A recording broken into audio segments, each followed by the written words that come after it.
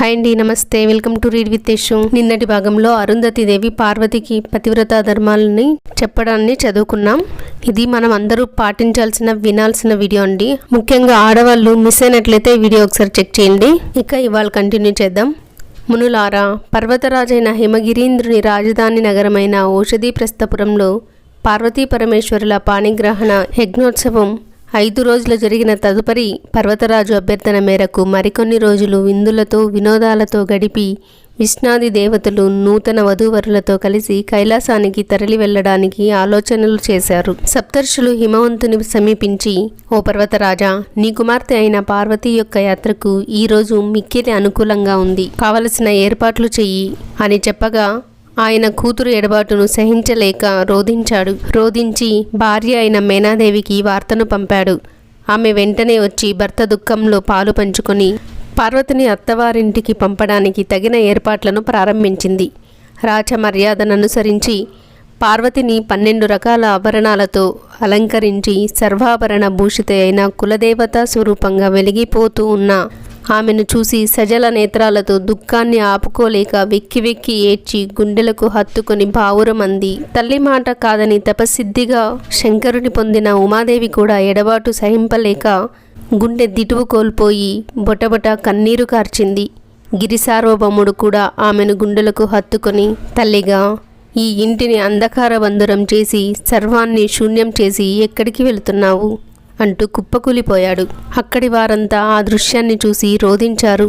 అందరూ నిశ్చేష్టులై నిలబడిన ఆ ఘట్టం చిత్తరువులా తోచింది. ఆ సమయంలో జ్ఞాని అయిన వశిష్ఠ మహర్షి కలుగజేసుకుని, ఓ గిరి సార్వభౌమ, ఇలాంటి శుభతరుణంలో శోకించడం తగదు. అన్య కుటుంబంలోని కన్యను నువ్వు తెచ్చుకోలేదు, వధువుగా సంతోషంగా సాగనంపు అని సాంత్వన వచనాలను పలికి కొంత ఆధ్యాత్మ విద్యా ప్రసంగాన్ని చేశాడు.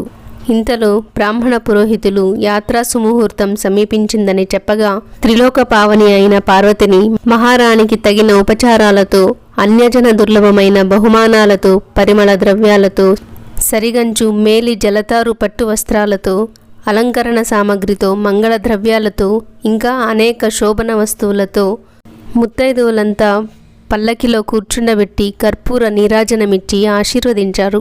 పెండ్లి వద్దని భీష్మించుకు కూర్చున్న సత్యపురుషుడు ఆదిదేవుడైన ఈశ్వరుడు వృషభ వాహనారూఢుడై కైలాసానికి కదిలాడు.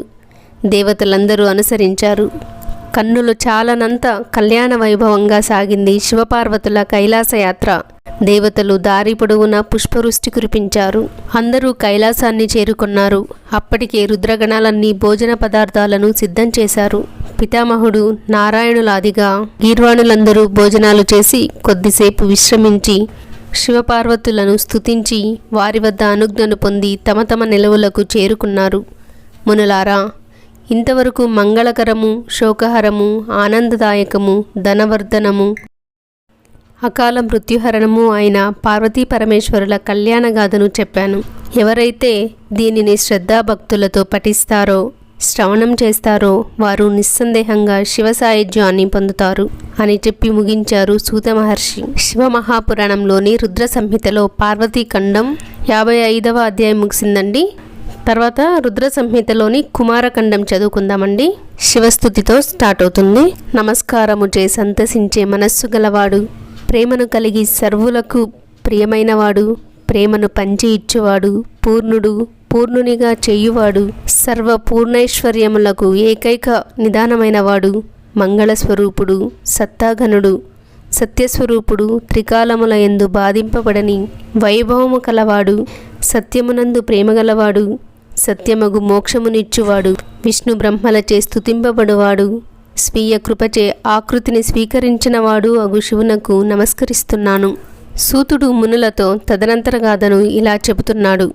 ఓ మునులారా, అనఘము, పరమాద్భుతము, పాపసంతాపహరణము, సర్వ విఘ్న వినాశకరము, మంగళప్రదము, శృతి మనోహరము, సుఖదము, కర్మమూల విచ్ఛేదనము అయిన కుమారస్వామి గాథను చెబుతున్నాను, శ్రద్ధతో వినండి. పాణిగ్రహణానంతరం పరమేశ్వరుడు పార్వతితో కూడి కైలాసానికి వచ్చి మహాదివ్యము మనోహరము అయిన ఒక నిర్జన స్థానానికేగి భోగవస్తు సమన్వితమైన శయ్యా మందిరంలో చందనదారు నిర్మితమైన శయ్యను అలంకరింపచేసి 1000 దివ్య సంవత్సరాలు పరమానందాన్ని అనుభవించాడు. కేవలం దుర్గాదేవి స్పర్శ మాత్రం చేతనే శివుడు మూర్ఛాగతుడయ్యాడు. కేవలం శివస్పర్శచే దుర్గాదేవి మూర్ఛాగతురాలైంది. అలా శివపార్వతులు కైలాసంలో ఏకాంతంలో గడుపుతున్నారు. తర్వాత ఏం జరుగుతుంది అన్నది రేపటి భాగంలో చదువుకుందామండి. సర్వం ఉమామహేశ్వర పాదార్పణం.